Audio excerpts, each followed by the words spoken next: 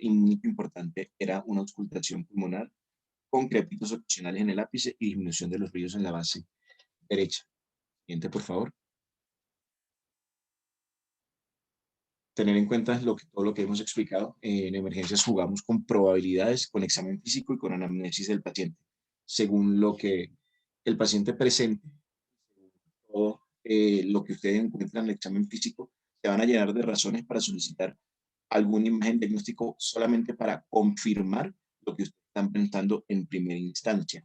Para todo esto nos sirven los LR positivos y LR negativos, la sensibilidad y especificidad tanto de los síntomas del paciente como de los hallazgos al examen físico. Siguiente, por favor. Y pues finalizamos con los criterios para solicitar una imagen en un paciente en el cual sospechamos que el motivo de la patología del paciente es una neumonía. ¿Listo? Recordar que el paciente era una mujer sin ningún tipo de inmunocompromiso. Lo que pues los gérmenes, el germen más común por excelencia es el neumonía. La indicación de la radiografía sería que tuviésemos o fiebre o taquicardia o frecuencia cardíaca mayores a 20 respiraciones por minuto. Con solo uno de esos ya podemos solicitar la radiografía, o que tuviésemos dos de los siguientes del examen físico: crépitos, disminución de los ruidos respiratorios, como es el caso de esta paciente, y ausencia de asma. En realidad, ella tenía los tres criterios y tenía tanto fiebre como frecuencia respiratoria aumentada. Entonces tenía toda la indicación, en el contexto de que sospechamos que tiene una neumonía, solicitar una radiografía. Siguiente, por favor. Adelante, Camilo. Hola, buenas noches. ¿Me escuchan bien? Sí, señor. Bueno, entonces, pues teniendo en cuenta el contexto que estamos hablando, que es de neumonía, estas diapositivas iniciales, vamos a hablar de los patrones que vamos a buscar por imágenes y luego ya veremos casos específicos para que podamos analizarlos mejor. Entonces, básicamente vamos a ver tres patrones: el patrón de neumonía lobar, el patrón de bronconeumonía y el patrón de neumonía redonda. Eso dependerá de cómo se disemina a través del secundario. Entonces, que es la neumonía, como vemos en la imagen de la derecha, esa imagen ilustra el lobulillo pulmonar secundario. A través de la vía aérea, vamos a ver en el centro de cada lobulillo la vía aérea y su arteria correspondiente. Entonces va a llevar un bronquiolo terminal con la arteria bronquiolar y va a estar limitado lateralmente por los septos interlobulillares que van a contener las venas y los linfáticos. Y vemos en la parte más periférica, como redondadito, la pleura visceral. Cuando la infección se disemina desde la pleura visceral hacia el centro del lobulillo, el patrón se debe denominar neumonía lobar, porque va a ir hacia el centro lobar. En estos casos, lo que vamos a encontrar por imágenes va a ser principalmente consolidación y puede o no tener broncograma aéreo. ¿Por qué separo los hallazgos? Porque no todas las consolidaciones presentan broncograma aéreo y porque no todo broncograma significa que haya infección. Es importante tener en cuenta que la consolidación demuestra una ocupación del espacio aéreo. En este caso es por pus, pero puede ser por cualquier otra sustancia, puede ser por sangre, puede ser por proteínas, entre otras, ¿vale? Y con hallazgos asociados podemos encontrar derrames pleurales pequeños y adenomegalias mediastinales. Eso dependerá mucho de la etiología. Si le damos siguiente, por favor. Vamos a ver uno de los ejemplos. En este caso es un patrón de neumonía lobar del segmento anterior del lóbulo superior derecho. Siguiente. Y aquí vemos el compromiso tanto en radiografía como en una reconstrucción coronaria en tomografía, y una consolidación del segmento superior de la língula con broncograma aéreo. Entonces es importante tener en cuenta lo que les comentaba. No toda consolidación tiene broncograma y cuando lo tiene se asocia al reforzamiento que tienen las paredes de la vía aérea. Bueno, es importante tener en cuenta el broncograma también eso. No todo dependerá de una consolidación, sino el hecho de que cualquier circunstancia haga que la pared del bronquio se engruese y se pueda más densa, pues va a generar este signo. Sigamos. El segundo patrón que vamos a encontrar es el de bronconeumonía. Como su nombre lo dice, el patrón está va a ser bronquiolocéntrico. Va a ir desde el centro del lobulillo hacia la periferia. El hallazgo que vamos a encontrar, digamos, más importante va a ser la consolidación, como pasa en el anterior, que puede ser segmentaria, subsegmentaria, lobar, inclusive multilobar, pero podemos llegar mucho más a este patrón si nos acercamos al signo de árbol en gemación, como vemos en la imagen de la derecha. El nombre de árbol en gemación viene por la forma en cómo los árboles empiezan a crecer con sus flores en primavera. Entonces, como vemos en la imagen de tomografía, en ese corte axial, identificamos que hay un engrosamiento del septo y alrededor de esos septos vemos la formación de unas imágenes nodulares. Lo que estamos viendo realmente es el paso del material, en este caso que puede ser purulento, desde la vía aérea pequeña hacia la periferia. Y eso es de arbolito. También se puede asociar a derrame pleural. Cuando vemos en tomografía el patrón de arbonigemación en un contexto infeccioso, lo primero que hay que pensar es que hay una diseminación activa a través de la vía aérea. Siguiente. Siguiente, por favor. Y el último patrón es el de neumonía redonda. Es importante, y les mencionaba la vez pasada, que en pediatría tiene relación con la inmadurez de los poros de Kohn y los canales de Lambert. Sin embargo, eso no es exclusiva de pediatría cuando uno lo revisa. Realmente es cualquier consolidación ovalada que puede simular una masa. Y en las etapas precoces de neumonía lobar, mientras está haciendo esa diseminación de la periferia hacia el centro, también se puede ver una neumonía redonda. Si le damos clic, vamos a ver un ejemplo. Pues aquí vemos un ejemplo de una neumonía redonda que está comprometiendo la superficie más externa del segmento anterior del lóbulo superior izquierdo. Entonces, miren que en este caso podemos ver por las características óseas y de los tejidos blandos del paciente que es un paciente adulto. Entonces es importante tener en cuenta ese antecedente. Y todos los pacientes en los 3 patrones, pero específicamente el de neumonía redonda, requieren seguimiento de 10 a 12 semanas, porque no se puede descartar que haya una masa subyacente a esa lesión. Entonces eso es otro mensaje que no aplica tanto para urgencias, pero sí para el seguimiento que se debe plantear desde urgencias. Siguiente, por favor. Ahora vamos nuevamente con Eduardo y luego complementamos con Tom. Gracias. En teoría, cuando usted sospecha de de que su paciente es la causa de su motivo de consulta y de su disnea, es una neumonía, se supone que la radiografía tiene la suficiente sensibilidad y especificidad para cumplir con el objeto diagnóstico que usted pueda iniciar tratamiento de ese paciente. Lo demás, riesgo de falla respiratoria, todo lo demás no se lo da ninguna imagen, se lo da la clínica del paciente. Evidentemente, si la imagen tiene un compromiso muy, muy grande, usted ya comienza a plantear qué puede hacer o qué va a beneficiar a su paciente. Entonces, en teoría, primera opción siempre, sí o sí, una radiografía de tórax, además de permitir hacer diagnósticos diferenciales con otras patologías. En el caso tal, las indicaciones para solicitar un TACAR, una tomografía de tórax de alta resolución, es que el paciente tenga un curso clínico inesperado, el paciente empeora de alguna forma o no, que probablemente, si bien en urgencias quizás el paciente no va a establecerse durante mucho tiempo, ya que nosotros no vemos pacientes, digamos que el paciente en urgencias no debería pasar tanto tiempo, él debería hospitalizarse o irse para la casa, pero sí pueden haber pacientes reconsultantes o pacientes que hayan egresado de otras instituciones y le lleguen a ustedes de una vez. Esto puede suceder incluso en el sitio donde hagan o ejerzan su rural. Infecciones recurrentes también tiene indicación la tomografía de tórax, cuando tenga una radiografía que no los deje claros y que puedan tener alguna otra cosa que necesiten eh, descartar o confirmar.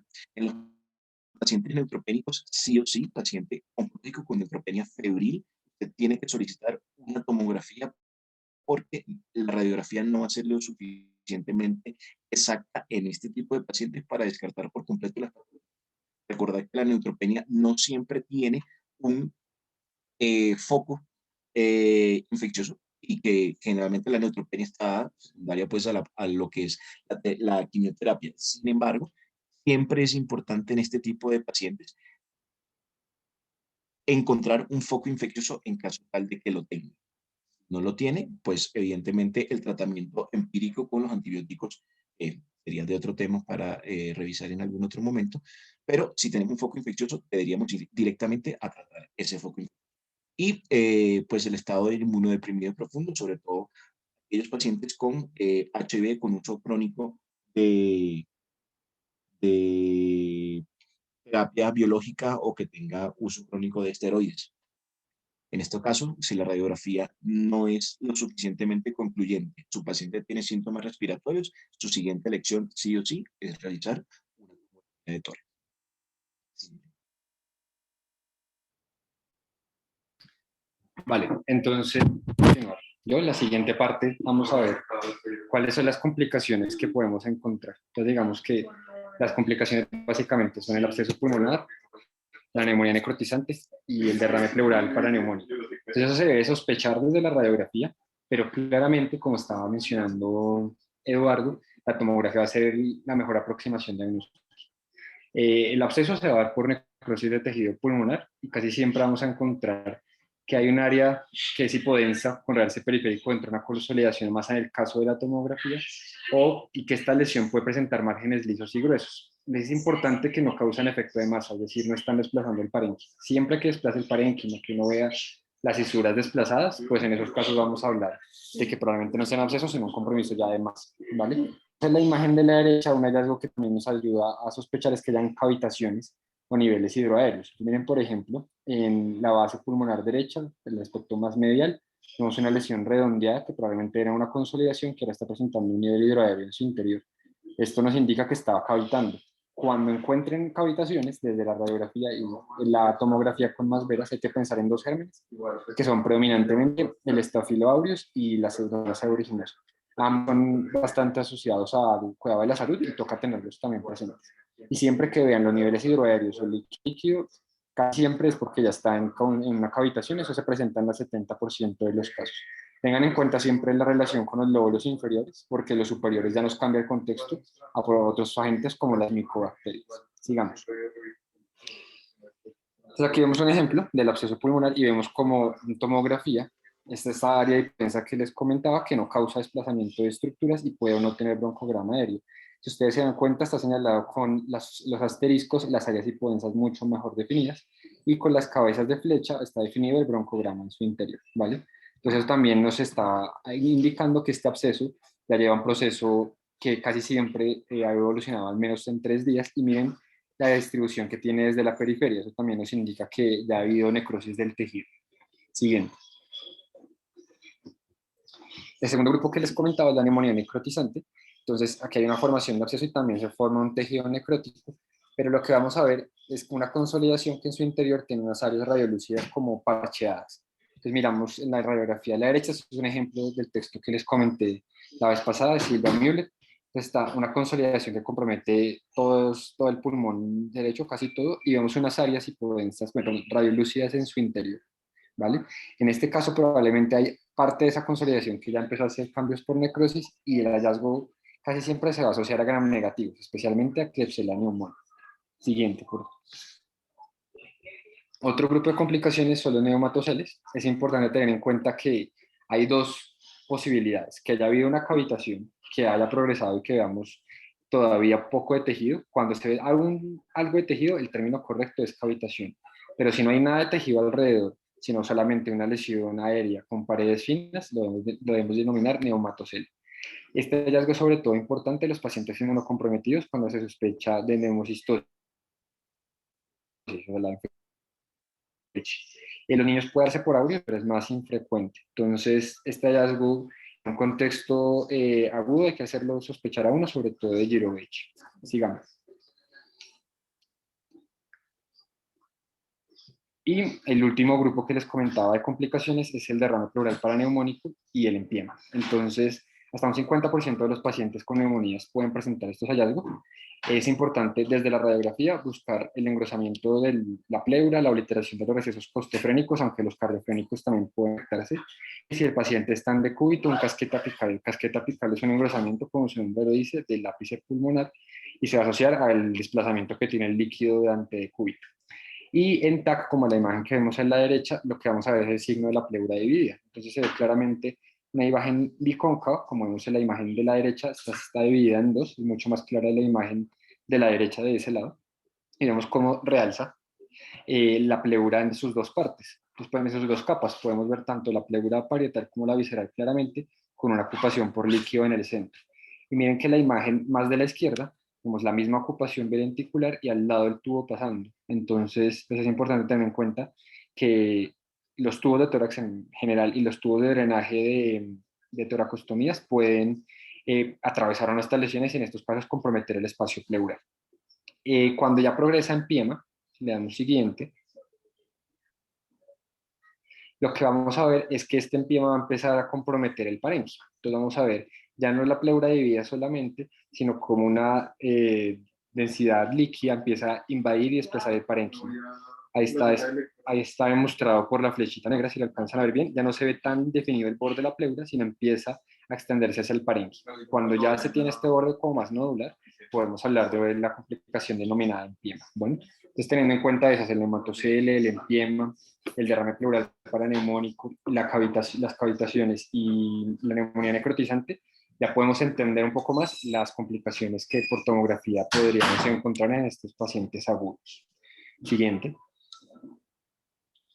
Entonces ahora vamos a cambiar de contexto, le vuelvo a ceder la palabra a Eduardo y ya nuevamente retomamos con este caso. Gracias, Camilo. Entonces, la idea de este caso clínico es que tuviese dos partes. Esta es la parte B. En este caso, es un paciente masculino, 31 años, tiene fiebre y ayer tuvo 3 episodios de fiebre. No tiene ninguna otra causa, eh, ningún otro síntoma aparentemente, pero se siente muy, muy cansado y nunca se había sentido así antes. Siguiente, por favor. Motivo de consulta, a pesar de estoy cansado, su síntoma principal cuando ustedes indagan en la anamnesis era dificultad para respirar. El paciente tiene una infección por HIV, 4X, diagnosticada a los 26 años. ¿Listo? Y la última carga viral que tiene es indetectable con 600 CD4 aproximadamente. Hallazgos del examen físico son los que observan en la diapositiva, que es importante tener en cuenta y que es lo que estábamos comentando previamente. No es lo mismo un paciente con HIV que tenga una carga indetectable y que tenga unos buenos niveles de CD4, ¿sí? Y que de tener en cuenta que no está tomando ninguna profilaxis, ningún tipo de germen oportunista, ¿no? Estos pacientes totalmente inmunocompetentes, por así decirlo, a pesar de tener HIV, tienen o sea, los agentes etiológicos que causan neumonía en estos pacientes son los mismos que en un paciente que no tenga HIV. Entonces, un paciente que tenga una carga viral indetectable y un buen contagio de CD4, hay que pensar siempre que son los mismos gérmenes que tiene una persona sin HIV. Cuando el paciente no tiene una adherencia al tratamiento, ¿sí? Es cuando tenemos que pensar, oiga, muy probablemente este paciente tiene otra cosa. Su primera elección siempre va a ser la radiografía, pero teniendo en cuenta un paciente inmunocomprometido, eh, y esto juega para los otros escenarios de inmunocompromiso, tendría que ver si esa radiografía no es lo suficientemente concluyente o usted sospecha de algo más, solicitar una tomografía como ya lo habíamos visto en las indicaciones. Adelante, gracias.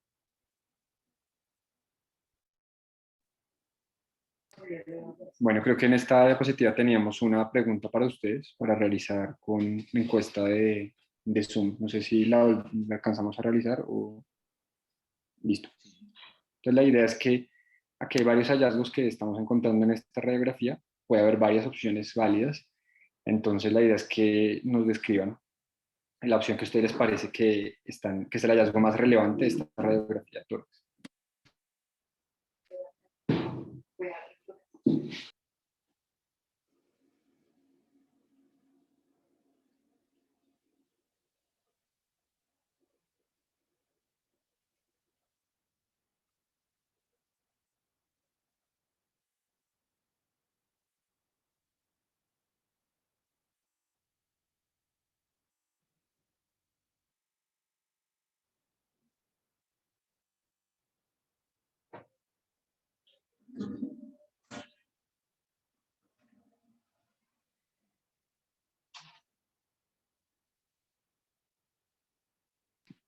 Si quieren, demos un momento para que haya más quórum. Vamos al 50% de los votos y luego continuamos.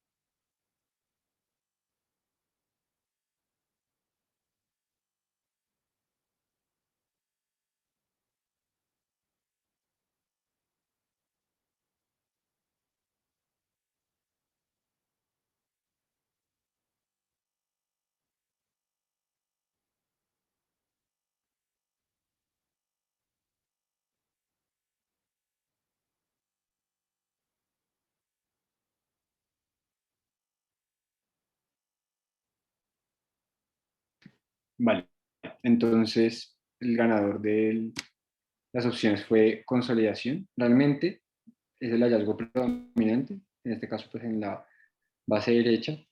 Y vamos a continuar. Las otras opciones, en este caso no había casqueta apical, opacidades intersticiales puede haber, pero pues realmente no es algo predominante y broncogramerio tampoco es algo predominante. La respuesta sería consolidación. Entonces, por favor, continúa el hallazgo dependiendo.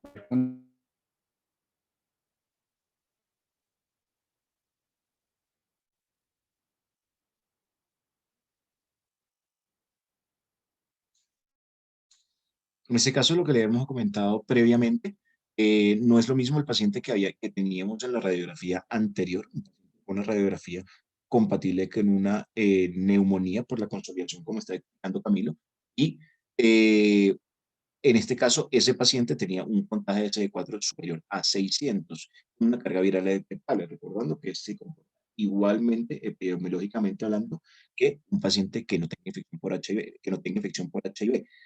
En el caso de que tengamos infección por HIV, pero que tengamos un contagio de CD4 menor a 200, en caso tal de que el paciente traiga CD4 a su sala de urgencias, usted debería pensar en tres cosas. ¿Por qué este paciente está presentando estos síntomas?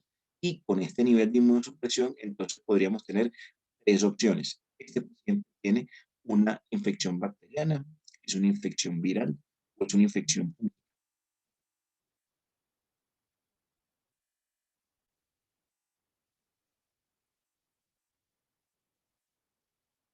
El siguiente paso, Camilo les va a explicar más o menos qué es lo que tienen que buscar en cada una de estas imágenes. Listo, creo que ya volví. ¿Me escuchan bien?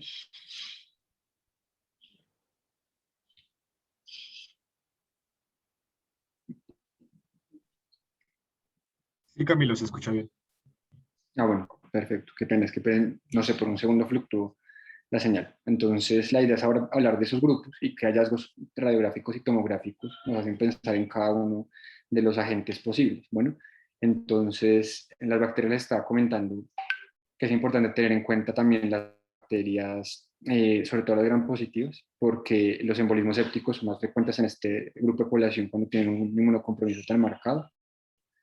Dentro de los virus, pues cualquier virus puede, digamos, comprometer a los pacientes inmunosuprimidos, pero pues ahorita ya hablamos de patrones específicos.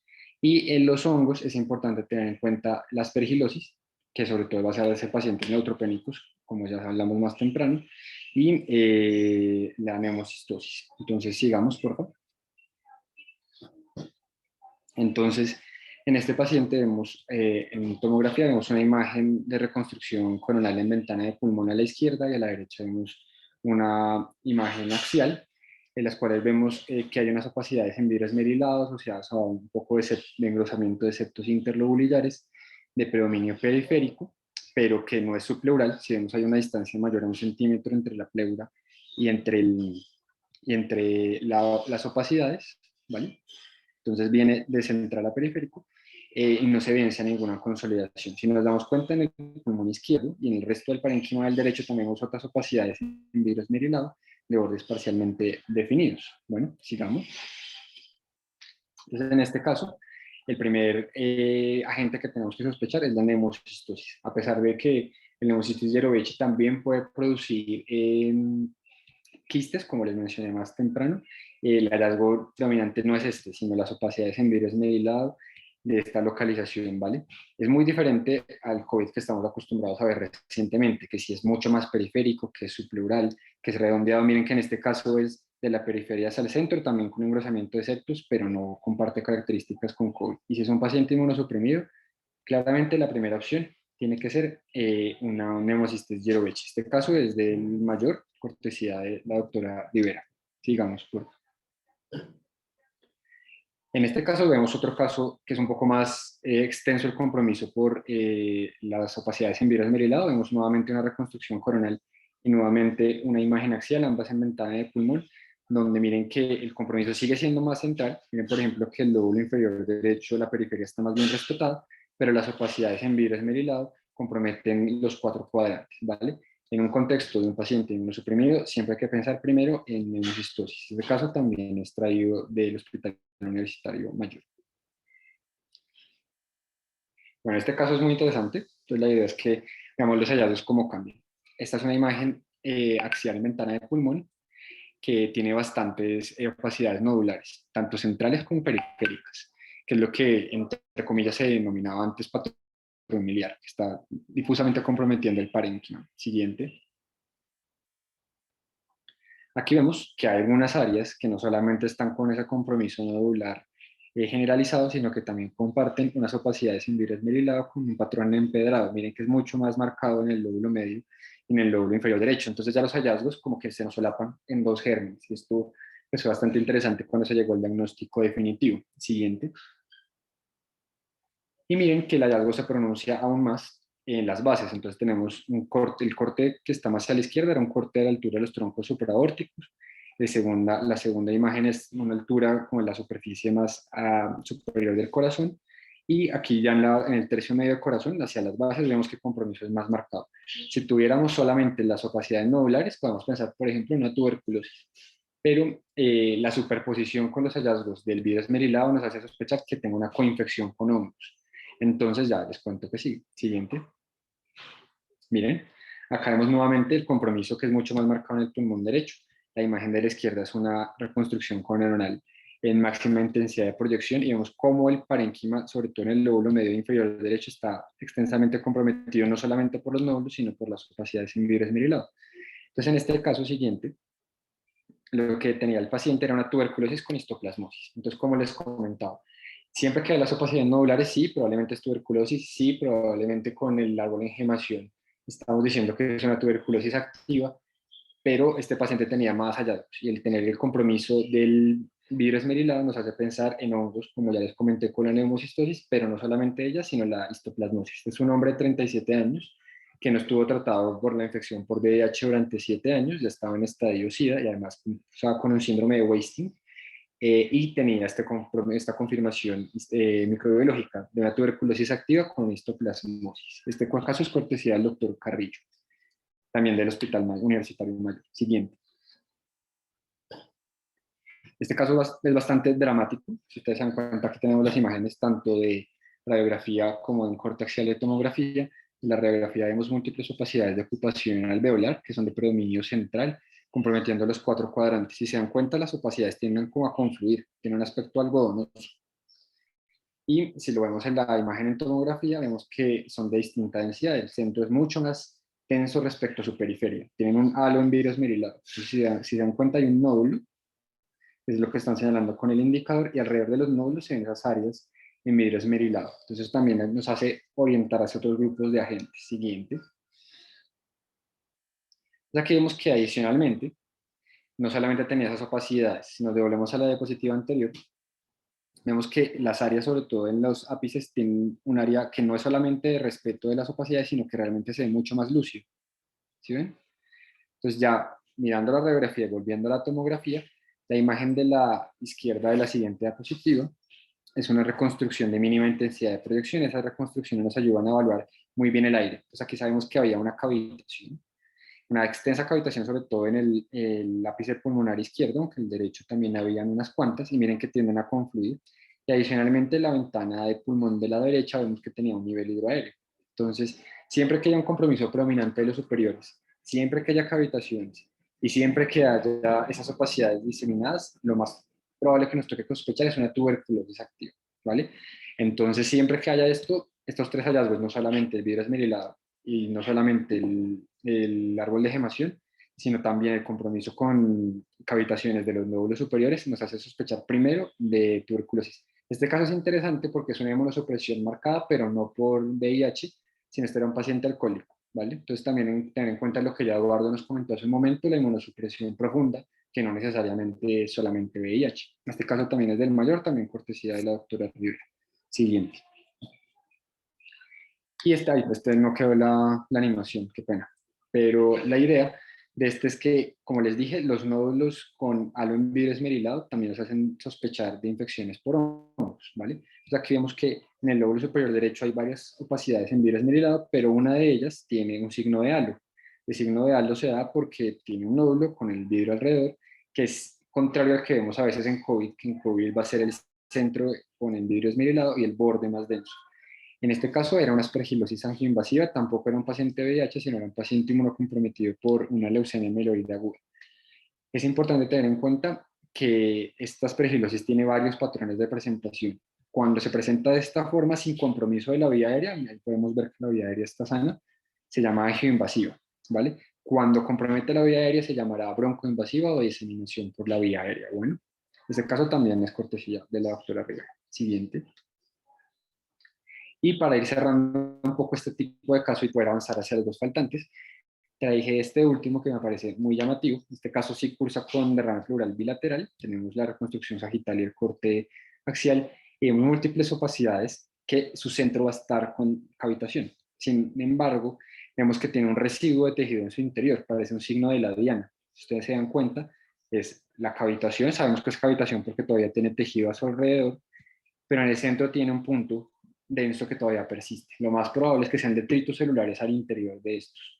Entonces, ¿qué hay que sospechar? Lo más probable es que estos pacientes hagan embolismos sépticos. Si se dan cuenta, está comprometiendo varios lóbulos y en varios de estos lóbulos tienen esta misma presentación. Una cavitación con detritos en su interior, que no son móviles. En este caso era un paciente VIH positivo que se ha complicado con aislamiento de estos gérmenes. Tenía estenoctomona, tenía aspergillus, cándida, enterococos y, cándida y quedó 2 veces. También es un caso cortesía de la doctora Rivera del Mayor. Entonces, si bien es importante tener en cuenta que la radiografía nos aproxima, como vimos en el caso de la tuberculosis, pero probablemente en un paciente inmunocomprometido no va a ser suficiente. Sospechar siempre tuberculosis, sospechar siempre aspergilosis y sospechar siempre neumocistosis. Son como los 3 gérmenes más frecuentes que debemos considerar. Y en los casos más severamente comprometidos, no olvidarnos del embolismo séptico que también pueden darse en estos pacientes. Creo que con este caso cerramos este bloque. Siguiente. Entonces ya le doy la palabra nuevamente a Eduardo para que continuemos con los últimos 2 casos. Vale, Camilo, muchísimas gracias. Y entonces ahora, para continuar con otro caso que pues probablemente sea más frecuente de lo que nos gustaría por estos días en las salas de emergencias, el caso es el siguiente. El motivo de consulta es un paciente que refiere que se ahogó esta madrugada. La enfermedad actual se trata de un paciente masculino de 58 años con antecedente de hipertensión arterial, el manejo con enalapril y además antecedente de sobrepeso, quien acude al servicio de urgencias con un cuadro de 5 días de evolución, 5 días, consistente en tos seca con expectoración ocasional, un pico febril cuantificado en 38.6 grados y sensación de debilidad, asociados a mialgias y deposiciones diarreicas desde el día de ayer, 5 deposiciones de estas características en las últimas 24 horas. Niega disnea o sensación de ahogo previa a la que refirió en esta madrugada. Además, niega también náuseas o vómitos, antecedente de viaje con su familia a Cartagena hace una semana, y en su grupo familiar nadie presenta síntomas, salvo su hija mayor, que desarrolló anosmia hace 4 días sin ningún otro síntoma asociado. Al examen físico, encuentra un paciente con una frecuencia cardíaca de 110 latidos por minuto, 28 de frecuencia respiratoria, 38.1 grados de temperatura, 120-85 milímetros de mercurio y saturando 86% al aire libre, pues al aire ambiente. Mucosa oral semiseca, sin otros hallazgos de relevancia. La auscultación cardiopulmonar inicialmente estaba normal, sin signos de dificultad respiratoria. No tiene retracciones, no tiene signos de esfuerzo respiratorio, sin embargo, saturando con esas cifras. Neurológico normal, resto normal. Eh, Dado lo anterior, considerando pues claramente el contexto en el que estamos y considerando que ya hemos tenido previamente en el grupo charlas pues una charla específica de cómo abordar al paciente con la sospecha de COVID-19 en la sala de urgencias, vamos a compartir la siguiente encuesta. Entonces, denme un segundito. La pregunta sería entonces, ¿cuál de las siguientes opciones consideran ustedes es el manejo más adecuado inicialmente para este paciente? Esta sí es una sola respuesta correcta.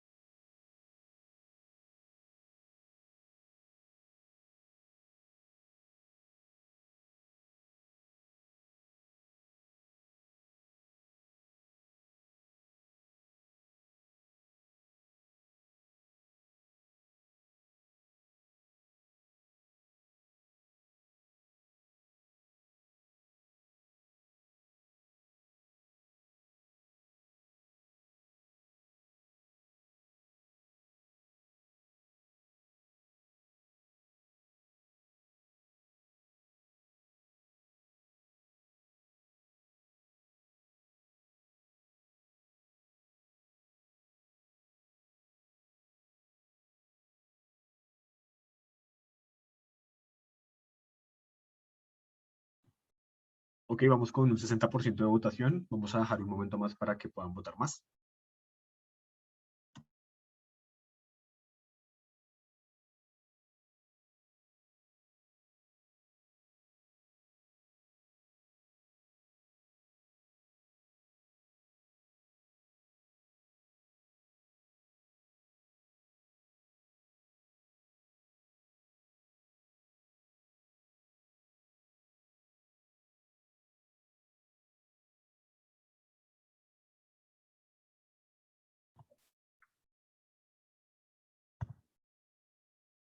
Ok, vamos entonces a compartir los resultados y hablar brevemente sobre ellos. Vamos a ir discutiendo acerca de las opciones a medida que avancemos en las siguientes diapositivas muy brevemente. Vemos que estuvo bastante disputado entre la opción B, solicitar para clínicos de estratificación y radiografía de tórax, y entre la opción D, oxígeno suplementario, analgesia, radiografía de tórax y además tomar electrocardiograma. ¿Qué es importante acá? No existía una sola opción que estuviera completa, sin embargo, pues la invitación era a pensar cuál de las dos era la más completa en este contexto. Y sin lugar a dudas, de entrada, un paciente que por más de que no esté presentando dificultad respiratoria, al menos que no refiera en este momento tenerla, si está saturando 86% en el contexto de una sospecha de COVID-19, es altamente probable que necesite oxígeno suplementario de entrada, lo cual tiene que hacernos pensar. Esto, muy importante, lo revisábamos, recuerden ustedes, en la charla sobre COVID, el fenómeno de la llamada hipoxemia feliz que suelen tener estos pacientes que están perfectos, están regios, no refieren disnea, pero están saturando súper bajo. Entonces, este tipo de cosas son hallazgos que nos tienen que hacer pensar directamente en COVID, que son francamente frecuentes y pues que definitivamente en este contexto importan. Vamos a hablar un poco al respecto. Y es que, pues sí, sabemos cuáles son aproximadamente los síntomas de COVID, o al menos cuáles son los más frecuentes, pero con qué, digamos, con qué frecuencia o qué tanto aparece uno u otro en particular y qué tanto deberían sugerirnos el diagnóstico. Esa es una pregunta que es muy importante y a la cual pues vale la pena remitirnos a la evidencia que tenemos hasta el momento. Obviamente hay un montón de estudios publicados, acá les traigo dos particularmente. La tabla de la izquierda es un reporte de vigilancia del CDC, un total de 373.800 casos de pacientes en Estados Unidos de enero a mayo de 2020, en quienes se caracterizó la frecuencia con la que aparecían los distintos síntomas asociados a COVID-19, y se darán cuenta ustedes que la combinación entre fiebre, tos y o sensación de disnea o dificultad para respirar llegaba casi hasta un 70% de los pacientes a quienes se les caracterizaron los síntomas. Ya desglosándolos individualmente, noten cómo alrededor del 43% de los pacientes tenía fiebre, 50% tenía tos, siendo estos pues, los dos hallazgos más frecuentes, seguidos por la cefalea con 34% de los pacientes, mialgia 36% y dificultad para respirar 28%. Eso es algo bien importante también en el contexto en el que nos encontramos. Tal vez al comienzo de la pandemia teníamos la idea de, incluso en algunas definiciones de caso estaba que sí o sí el paciente con COVID tenía que tener fiebre, o que al menos la mayoría de los pacientes iba a tener fiebre, o que la mayoría iba a tener tos y la mayoría iba a tener dificultad para respirar. Noten cómo, por ejemplo, en el caso de la fiebre, ni siquiera alcanza a llegar a la mitad de los pacientes en esta serie, por ejemplo. ¿Qué otros síntomas pueden estar asociados? Dolor de garganta en un 20%, náusea o vómitos en un 11%, diarrea como síntoma muchas veces puede ser incluso el único síntoma, hasta en un 19%. Aparecen bastantes síntomas gastrointestinales, además náusea y vómitos, como mencionábamos, o dolor abdominal, que suele ser inespecífico. ¿Qué característica hay adicional? En esta serie inicialmente se caracterizó que alrededor del 8% tenían anosmia o disgeusia, es decir, pérdida o alteración del gusto o del olfato. Sin embargo, eso es algo también bastante variable. En otras series se reportan alrededor del 30 o 40% incluso de los pacientes con anosmia o disgeusia. Digamos que eso es un poco variable, pero pues ahí tenemos una idea y una aproximación de qué tan frecuentemente aparecen los síntomas que clásicamente se describen. Esta segunda tabla que está acá es un artículo clásico, tal vez de los primeros que se publicaron con una cantidad importante de pacientes. Este es del New England Journal of Medicine, de un total de 1.099 pacientes en Wuhan al inicio de la pandemia, en el brote original de la pandemia por COVID-19, en quienes se caracterizó algo similar. Noten ustedes cómo la temperatura era raro que estuviera por encima de 38 grados o que fuera fiebre francamente alta. 18, 22% en total de los pacientes tal vez, quienes tenían aumento de la temperatura previa al ingreso o al ingreso, probablemente en el examen físico, no eran tantos. Y quienes sí tenían ese aumento de la temperatura eran usualmente distermias o picos febriles no tan altos como de entrada, lo cual pues es algo sin duda significativo. En cuanto a los síntomas, ¿cuáles fueron los más frecuentes? Un poco en línea con lo anterior, la tos, en este caso llegó hasta el 67%. También importante la fatiga, o la sensación de fatiga está en un 38% de los casos. Otra cosa importante, ¿será que la tos del COVID siempre es tos seca? No necesariamente. Hasta el 33% de los pacientes en esta serie tenían producción de esputo en la tos, así que pues esto también es algo que llama la atención. Congestión nasal, por ejemplo, tener mocos no significa que sea gripa o que sea una alergia o que sea rinitis, hasta el 5% tenían congestión nasal, lo cual tiene que, pues sin duda, también llamar la atención. 18% sensación de disnea, mialgias 15%.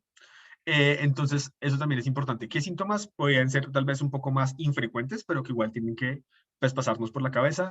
La inyección o la congestión conjuntival, el rash, las linfadenopatías también pueden aparecer en el COVID. Entonces, digamos que es un amplio, digamos, abanico de síntomas con diferentes frecuencias de aparición, pero tenemos que sospechar siempre cuáles son los más frecuentes y cuáles son los que no. Como tenemos tanta información, pues alguien se preguntó, venga, ¿cuáles son los mejores signos y síntomas que nos pueden determinar si este paciente que se presentó al hospital o a una unidad de cuidado de primer nivel tiene o no tiene COVID de verdad? Entonces, esto es una revisión, este artículo de la colaboración Cochrane, en el cual se incluyeron 16 estudios para un total de 7.700 individuos y se caracterizaron un total de 27 signos y síntomas asociados con COVID, clasificados en 4 categorías: síntomas sistémicos, respiratorios, de gastrointestinales y cardiovasculares.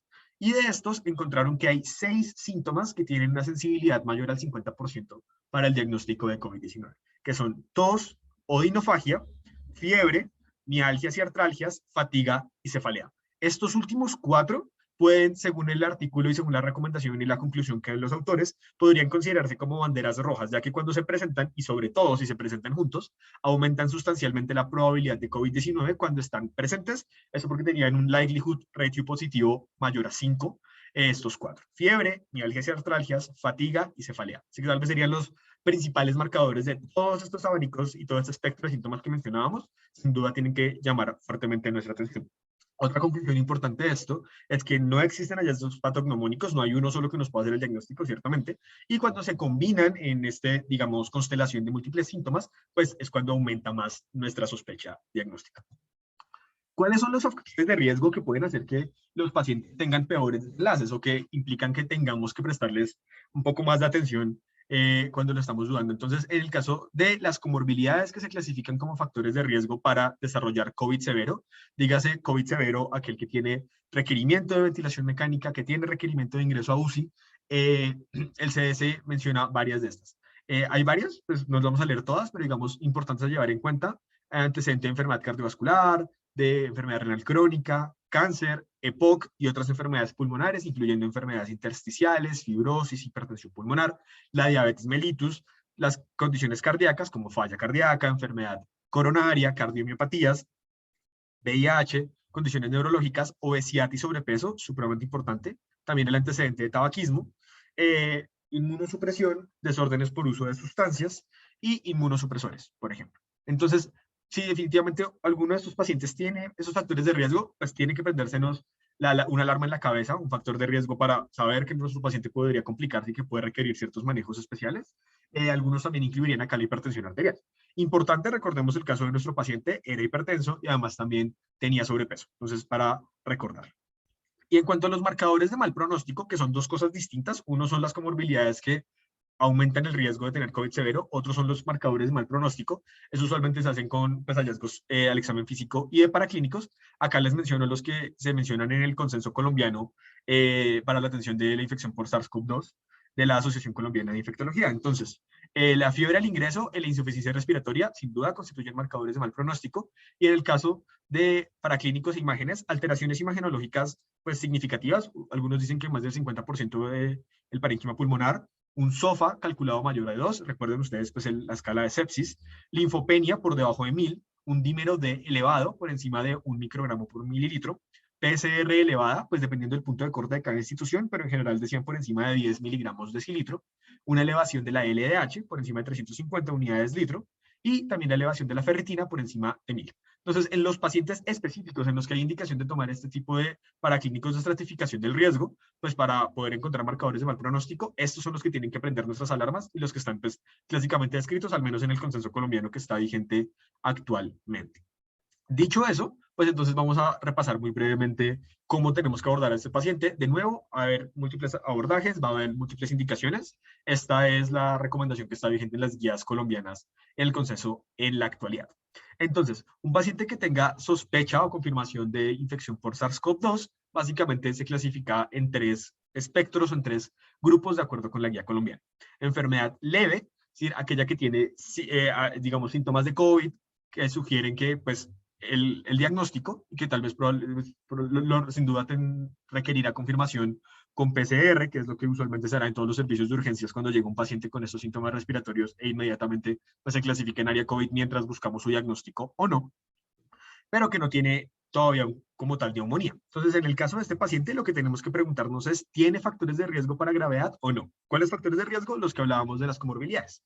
Si no tiene nada de esto, y no tiene ningún otro factor para agravarse, y si no tiene desaturación al ingreso, si no tiene otras comorbilidades, probablemente este es el paciente que puede tener manejo ambulatorio. Entonces puede tener salida con recomendaciones de signos de alarma para reconsultar cuando sea, si es necesario, y pues por tratamiento meramente sintomático. Entonces, antipirético si tiene fiebre, antiemético en caso de que tenga vómito, rehidratación en caso de que tenga diarrea, etcétera. Tratamiento sintomático en casa.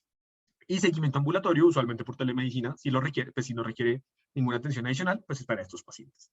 En caso de que sí tenga esos factores de riesgo, ahí sí puede ser relevante la evaluación de los marcadores de mal pronóstico, los que ya hablábamos anteriormente. Entonces, el dímero D, el ALDH y demás. En ese escenario, si está negativo, si no encontramos esos marcadores de mal pronóstico, pues probablemente ese paciente pueda tener el manejo ambulatorio como hablábamos. Y en caso de que sea positivo, pues probablemente sea una buena idea hospitalizarlo, al menos dejarlo en vigilancia por un tiempo, entre 48 a 72 horas, con laboratorios de control y según su evolución clínica considerar medidas adicionales. En el caso de que el paciente tenga enfermedad moderada, o sea, que tenga neumonía como tal, sin criterios de gravedad, que ya vamos a hablar cuáles, pues hay que hacer escalas, como ya vimos también en nuestra charla de neumonía, cuando tenemos al paciente en urgencias, siempre valerse de estas escalas para verificar y para decidir dónde podemos darle el manejo. Si el paciente se puede manejar en ambulatorio, si requiere hospitalización. En el caso de la guía colombiana mencionan el CURP 65 como factores de riesgo. Entonces, si está por debajo de 1 y tiene indicación de manejo ambulatorio, pues se le puede hacer. Y en caso de que tenga factores de riesgo, que tenga el CURP por encima de 2, mayor o igual a 2, pues entonces se debería hospitalizar. Y ahí tenemos que revisar si está hipoxémico, si tiene otros factores de mal pronóstico. Probablemente pueda irse a piso con pruebas complementarias y seguimiento. En caso de que no, es decir, en caso de que tenga otro tipo de complicaciones o que tenga hipoxemia u otros factores de riesgo, pues deberíamos hablar entonces de enfermedad grave o crítica.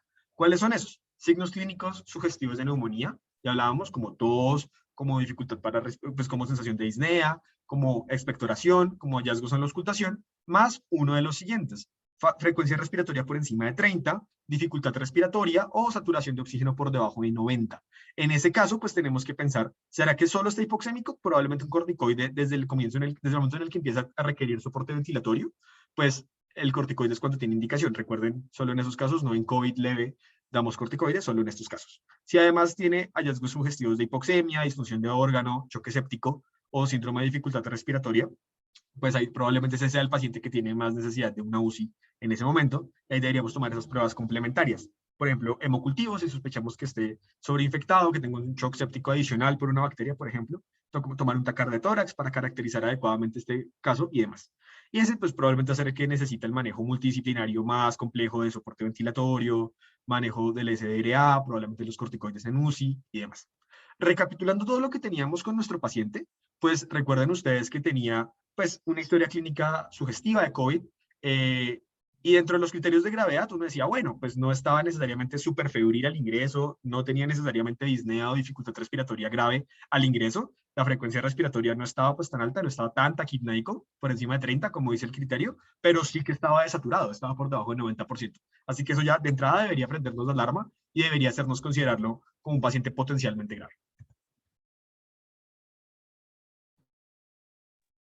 Y entonces ahora le damos la palabra a Camilo para continuar. Vale, entonces para esta siguiente parte traje unos casos de acá en la Clínica Colombia. Entonces es importante tener en cuenta no solamente la aproximación desde radiografía, sino también la idea es que vamos a complementar con TAC. Entonces digamos que en radiografía el hallazgo predominante que vamos a encontrar es las opacidades intersticiales, que tienden a ser un poco más periféricas que centrales. Nosotros estamos acostumbrados a las centrales que se ven, por ejemplo, los patrones bronquiales, que ya habíamos hablado un poco en asma y EPOC la semana pasada. Pero en este caso, como vemos, es mucho más periférico. Detalles que hay que tener en cuenta. Puede o no tener consolidación. Segundo, puede o no tener líquido en cisura. Si ustedes ven la cisura menor, se ve un poquito más claramente, es porque tiene un poco de líquido. Y en el caso de los pacientes que están en decúbito, especialmente las mujeres, tener en cuenta que puede haber superposición con tejido mamario. Entonces, evaluar muy bien eso. Puede haber o no derrame pleural, pero el derrame pleural está mucho más asociado a rotavirus en estos casos que a los coronavirus, pero puede haber, ¿vale? No hay escalas de aproximación por radiografía, pero no desde la radiografía puede aproximarse y confirmar o no si los hallazgos son típicos o no. En este caso, pues los hallazgos son típicos. Siguiente. Entonces, este paciente se hospitalizó. Aquí tenemos los cambios de la valoración clínica y de los signos vitales y cómo la alteración del estado de conciencia, pues digamos, se profundiza. Y cómo hay un aumento en el trabajo respiratorio y el traslado a la UCI. En la siguiente diapositiva vamos a ver, ya con la confirmación de la PCR, cómo vamos a verlo por tomografía. Este es el caso del mismo paciente. Tenemos nuevamente 3 cortes, uno a la altura de los troncos supraórticos, donde vemos en esta imagen axial en ventana de pulmón, las opacidades intersticiales, el vidrio esmerilado, no hay consolidaciones. Miren que el compromiso es tanto central como periférico, pero es un hallazgo muy sutil. Este paciente podrá hasta ahora estar comenzando, pero se alcanza a ver claramente el compromiso por el vídeo. Siguiente. Y siguiente. En estas dos siguientes imágenes vemos cómo el compromiso es mucho más basal, que también se confirma más en COVID, y puede tener aparte unas atelectasias. Esas atelectasias, solo el hecho de estar en decúbito, aquí vemos esta banda parenquimatosa basal lateral derecha y una basal lateral de izquierda, realmente no son significativas para nuestro caso. Probablemente sean solo por el hecho de estar en decúbito y el esfuerzo respiratorio que está haciendo nuestro paciente. Además vemos que, miren la forma del tórax en la segunda imagen, cómo se aumenta el diámetro anteroposterior. Entonces está atrapando aire, como dijimos en el caso de asma y EPOC de la semana pasada. Ese aumento del diámetro anteroposterior en este caso es por el aumento del trabajo respiratorio. Entonces tenemos dos hallazgos, los hallazgos de la afección parenquimatosa por el virus y el trabajo respiratorio. Siguiente. Entonces vamos a saber, es importante tener en cuenta que en imágenes no podemos tener certeza que sea otra entidad. Miren que hay muchos, en la parte de la derecha hay muchos simuladores. Entonces esta diapositiva la traje, esto es de Radiology Assistant, para tener en cuenta dos cosas. En la parte de la izquierda tenemos uno de los sistemas que se utiliza para clasificar o no la sospecha de infección por coronavirus. Hay 4 sistemas, COVID-RATS, CORATS, el de la Sociedad Británica del Tórax y de la RCNA, que es el Colegio Norteamericano de Radiología. El que más se ha difundido es CORATS, que tiene desde 1 hasta 6. En COVID-RATS y en la Sociedad Británica son 4 casos, el caso típico, el caso atípico, el caso indeterminado y el caso negativo. Pero todos tienen que ver si los hallazgos son cercanos a lo típico que mencionamos ahora o no, ¿vale? Siendo el indeterminado un CORATS 3, el 5 un altamente probable y 6 solamente cuando tenemos la PCR confirmada. Entonces, en este caso, la lectura que nosotros daríamos del caso son hallazgos típicos para neumonía por nuevo SARS coronavirus 2 y pues al tener la PCR positiva sería un 6. Es importante tener en cuenta que hay muchos simuladores, como les comentaba. El principal, y quiero que sea el mensaje más que la tabla, el principal es el patrón de neumonía de organización. Entonces, si uno ve en virus esmerilado, como les comenté ahora, o si ve esas opacidades periféricas, lo primero que hay que pensar es neumonía de organización, ¿vale? El resto de cosas tienen que guiarse por la historia clínica. Si tiene antecedente de alergia, si tiene antecedente de una enfermedad autoinmune, cambiamos de contexto. Si tiene antecedente de alergia, es más probable que sea una neumonitis de hipersensibilidad. Y si tiene diagnóstico de una enfermedad autoinmune, lo más probable es que sea una hemorragia alveolar o otro tipo de infecciones, si tiene hallazgos de infección. Pero de esa tabla lo que quiero que les quede, digamos, muy claro es que la neumonía de organización será el primer diagnóstico diferencial que tenemos que tener en cuenta. Siguiente. Y finalmente se le dio manejo en UCI durante 10 días con intubación, con pronación, con esteroides y tuvo pues una evolución favorable con extubación y traslado a hospitalización. Es importante tener en cuenta que estos pacientes a largo plazo también pueden tener complicaciones pulmonares crónicas, que la idea es que veamos un TAC ahora de cómo se vería en el futuro. Entonces miren estos pacientes lo que puede pasar. Si ustedes ven a grosso modo y lo ven rápidamente, es un TAC que a ojo no experto sería normal, ¿vale? Miremos, primero ya no se ve tanto el predominio de la morfología del tórax que habíamos visto de trabajo inspiratorio, la morfología se recupera, es mucho más redondeada, ya no hay trabajo respiratorio. Miren que todavía persisten muy sutilmente unas opacidades en vidrio esmerilado en ambas bases. Muy sutilmente se alcanzan a ver algunas, sobre todo en el lado izquierdo. Y hay unos engrosamientos de septos interlobulares muy pequeñitos, muy sutiles, ¿vale? En este caso ya no se lo podemos deber a la posición. Y en este caso la combinación de estos dos hallazgos nos hace pensar en una cosa y es en una fibrosis postviral. Uno está acostumbrado a que piensan fibrosis solamente cuando ya ve el panal de abejas, cuando ya ve destrucción del parénquima, cuando ve toda esa alteración periférica. En este caso no. Cuando hay opacidades en virus merilado intralobulares pequeñitas asociadas a ese engrosamiento de septus y es periférico y tiene un antecedente de una infección viral, pueden ser cambios de fibrosis iniciales, ¿vale? Entonces, mucho cuidado si están viendo una radiografía o una tomografía de un paciente que tuvo antecedente de COVID, porque pueden ser hallazgos muy tempranos de fibrosis y hay que ponerle cuidado a esos pacientes. Uno de los retos más grandes de la pandemia va a ser recibir a todos los pacientes post-COVID que vamos a empezar a tener con este tipo de complicaciones. Digamos que desde imágenes esa era la aproximación que quería dar. Creo que con este también damos cierre a este caso. No sé si Eduardo quiere añadir algo más del caso de COVID o pasamos ya al último. Gracias, Camilo. Quizás en el momento agudo, cuando usted tenga un paciente, el problema, digamos, que en este momento de pandemia es la disponibilidad de camas de ventilación, la disponibilidad de camas de UCI, ¿sí? Salió una revisión sistemática recientemente, donde a principio de la pandemia pensamos que intubar de forma temprana a los pacientes era la mejor elección y era la conducta que debíamos tomar.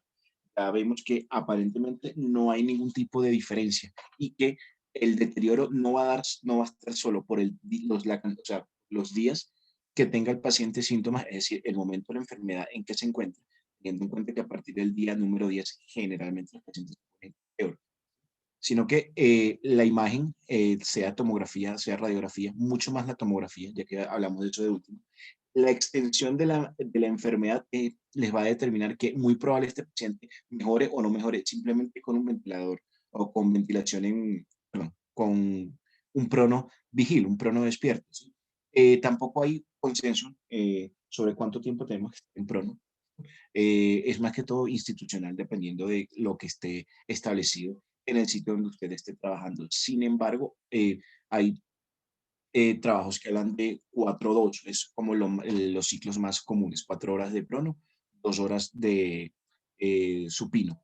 En este caso, un paciente que tenga un compromiso mucho mayor en la tomografía, como había dicho Juan David inicialmente, quizás un poco más del 50% del parénquima pulmonar, con un trastorno severo de oxigenación y con muy importante la frecuencia respiratoria. Un paciente que esté respirando al menos más de 30 veces por minuto, créalo, es muy probable que ese paciente vaya a empeorar y que muy probablemente ese paciente va a requerir ventilación mecánica ya.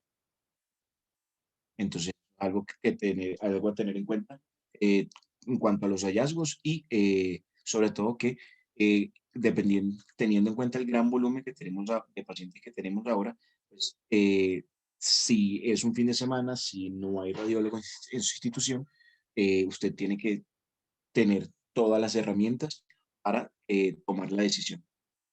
Y pues igualmente, la falla respiratoria y el SDRA, si bien SDRA tiene criterios de imágenes para usted diagnosticarlo, ¿sí? La falla respiratoria no es un diagnóstico de gases, no es un diagnóstico de imagen, es un diagnóstico que usted realiza al lado de su paciente y para saber cuál es el momento ideal para intubar. Y por último, vamos a finalizar con el cuarto. Siempre tener en cuenta esto en los diagnósticos diferenciales. Motivo de consulta: el paciente no puede respirar. Es un paciente de 78 años de edad que tiene dificultad, que acude hoy a urgencias por dificultades respiratorias con esfuerzos moderados y que evolucionan desde esfuerzos moderados hasta el reposo. Hoy tiene incapacidad para el decúbito y tiene tos con expectoración blanquecina desde hace 5 días. Tiene edema en miembros inferiores que describe como progresivo y que empeora en las tardes. Ha requerido aumentar la cantidad de almohadas con las que duerme y ha aumentado la ingesta de líquidos por ser persistente. No ha tenido palpitaciones, no ha tenido dolor torácico, sangrado, síncope o hemoptisis. En cuanto a revisión por sistemas, pues nada extra a lo que comenta la enfermedad actual. En cuanto a antecedentes, muy importante, este paciente tiene cardiopatía isquémica revascularizada, tiene 2 stent que le colocaron en el 2018, no recuerda dónde se los colocaron. También tiene POC, hipertensión arterial y dislipidemia. Vean el tratamiento que utiliza: bisoprolol, furosemida, candesartana, espironolactona, atorvastatina, aspirina y tiotropio. Es decir, un tratamiento completo para lo que podría ser una falla cardíaca, ¿sí? Además de tener tiotropio, que recuerden que es un anticolinérgico ideal para los pacientes con EPOC de larga edad y que además, como durante 40 años, no sé, recuerden el primer caso que tuvimos hace una semana, donde la cantidad de años fumando y la cantidad de paquetes que el paciente consumía, pues y el tiempo, digamos, la edad del paciente, se asocia mucho más y son predictores para que este paciente tenga o no EPOC, y teniendo en cuenta que es un diagnóstico espirométrico. Sin embargo, pues tiene factores de riesgo para presentar la enfermedad.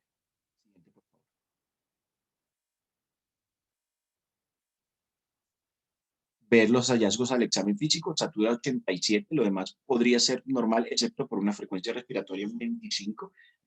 Tenemos ingurgitación yugular, un llenado capilar de 3 segundos, ruidos cardíacos rítmicos, hay un reforzamiento del primer ruido y un soplo mesosistólico grado 3/6, un predominio en foco aórtico. Tiene ruidos respiratorios en ambos hemitórax, pero crépitos en ambas bases. Y vean, tiene sibilantes escasos. El abdomen no es doloroso, no tiene irritación peritoneal, no comentan nada sobre el reflujo hepatoyugular, tiene edemas, miembros inferiores son simétricos, el edema es simétrico, eh, grado 2. Y la parte neurológica, pues no tiene ningún tipo de hallazgo neurológico. Con todos estos hallazgos, con la anamnesis y los antecedentes del paciente,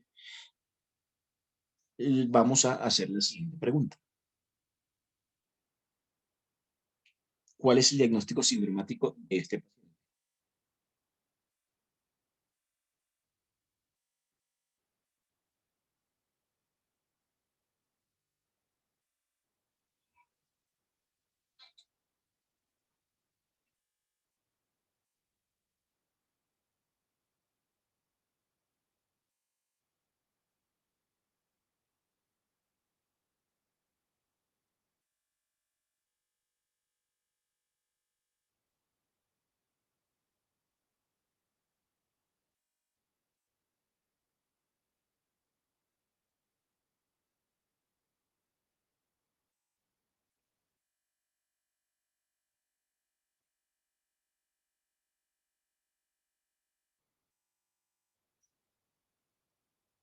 Vamos a dar unos 20 segundos más, del primer minuto, para cerrar la votación.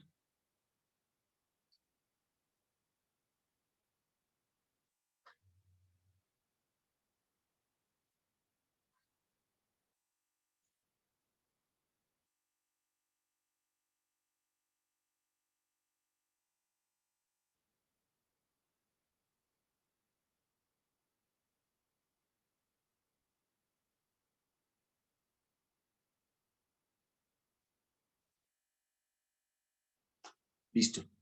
Cerramos la votación. Eh, Creo que se nos fue un poquito la palabra extracardíaca. Eh, Recordando que diagnóstico sindromático, como siempre hemos dicho, es tratar de abarcar la mayor cantidad de patologías y ir cerrando el abanico diagnóstico.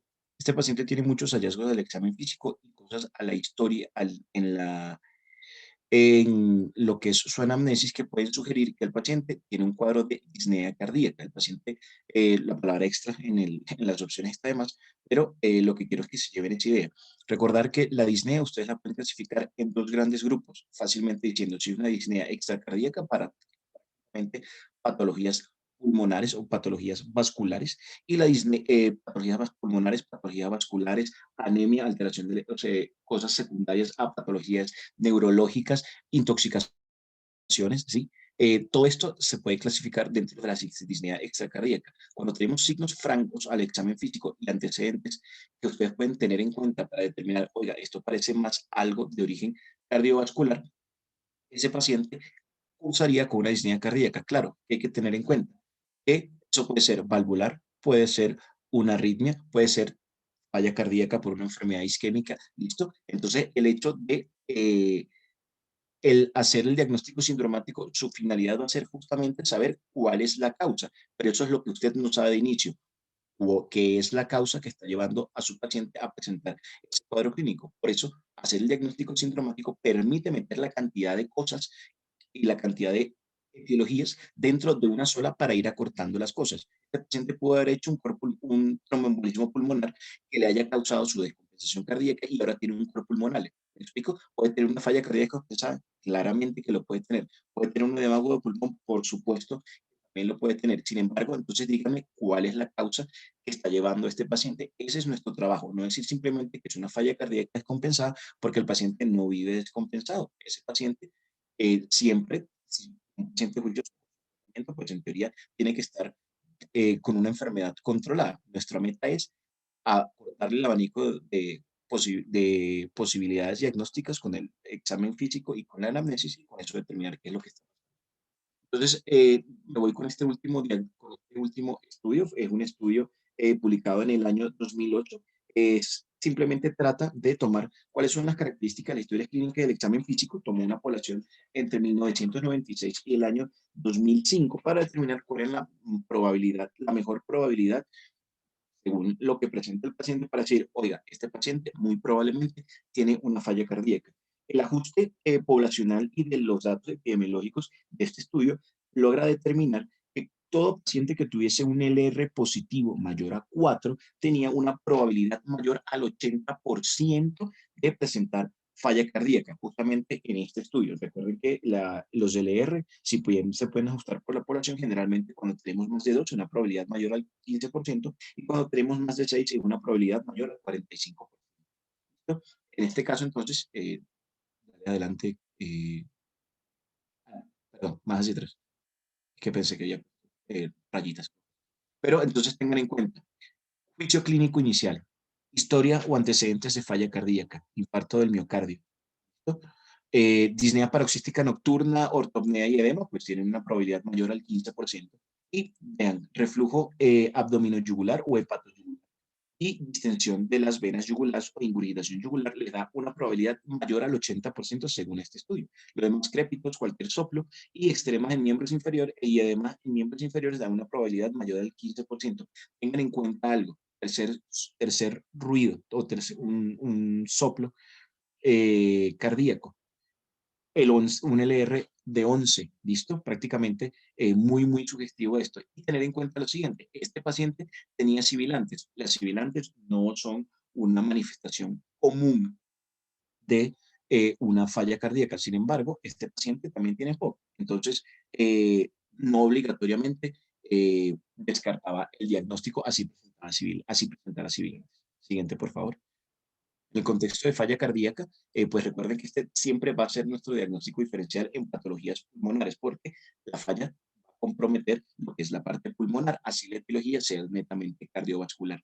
Lo primero que ustedes tienen que realizar, llega un paciente y en estos hallazgos usted dice, oiga, yo creo que tiene una falla cardíaca, puede realizar dos cosas. Si tiene una ecografía de la cabeza del paciente, excelente, si usted la sabe utilizar, sino su siguiente paso es solicitar una radiografía de tórax, tanto para confirmar lo que está pensando como para tener diagnósticos diferenciales y observar si hay alguna otra cosa que puede estar descompensando esta falla cardíaca del paciente. Recordar que estas son las recomendaciones del Colegio Americano de Radiología y que el color verde le da un puntaje de 7, 8 y 9, 7, 8 y 9 como el examen más apropiado para solicitar una vez su paciente llega a urgencias y se encuentra con síntomas que sugieran una falla cardíaca nueva y que no esté previamente diagnosticada.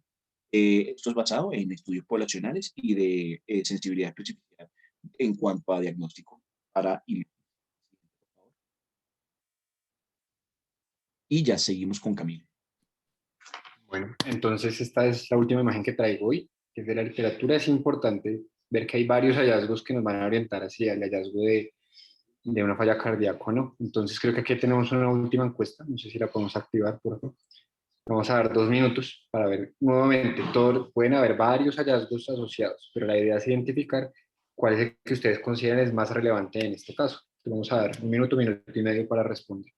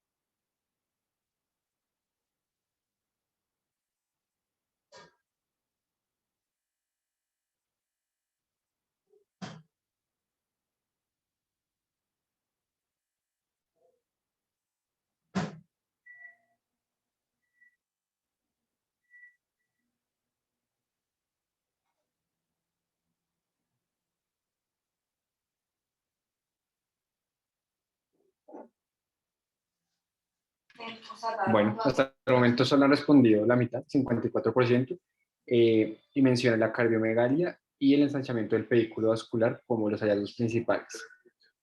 Y quedaron empatados con 4 votos cada uno, para un 67%. Entonces, en la radiografía de la falla cardíaca, casi lo que vamos a ver son hallazgos crónicos que se pueden o no agudizar. Estoy de acuerdo con los resultados que estamos mencionando, ¿vale? Entonces, la cardiomegalia siempre es importante tener en cuenta cuál es la cavidad que más frecuentemente va a estar comprometida o si es global o no. Para ello es relevante y si se puede contar con una proyección lateral, hay un índice que uno puede medir del ventrículo derecho que se llama el índice de Hoffman-Rigler. Quien tenga interés en esa medición lo podemos conversar.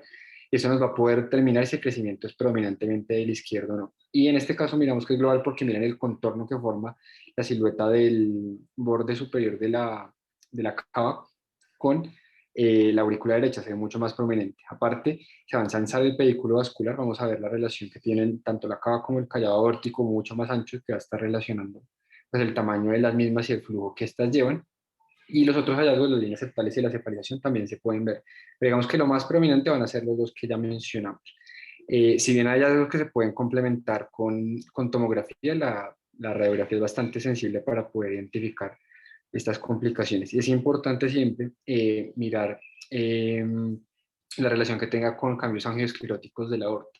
Entonces siempre no solamente ver el pedículo vascular ensanchado, sino mirar si hay placas de ateromatosis o cómo es la forma en sí de la aorta y si esa aorta desplaza o no la tráquea, que eso también nos está indicando si hay cambios angioescleróticos asociados. Eso es básicamente lo que tendremos que revisar de este tema. Creo que con esto ya cerrábamos el último caso, si no estoy mal, Eduardo.